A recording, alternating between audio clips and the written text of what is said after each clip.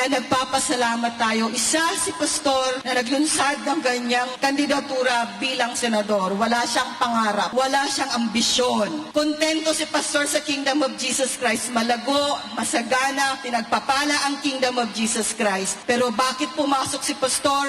Yun nga, dahil sa sirkumstansya, patuloy na iniipit, ginigipit at walang hustisya. Kaya tumakbo si Pastor para hindi na mangyari sa iba pang Pilipino ang nangyari sa KOJC, upang meron tayong masandalan, meron tayong sandigan, meron tayong kakampi. Hindi siya politiko pero leader ng bansa na mag-aangat muli sa ating bansang Pilipinas.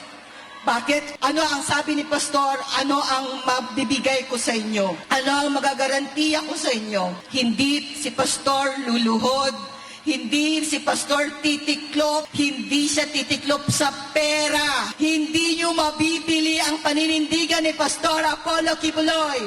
Hindi nyo siya matatakot. Maninindigan siya kahit ang buhay niya, ialay niya. Yun ang tinuro niya sa bawat isa sa amin. Kaya nakita niyo yung siege, hindi kami takot dahil alam namin ang katotohanan. Alam namin na sa katarungan kami. Kaya ang boto para kay Pastor ay boto para sa hustisya.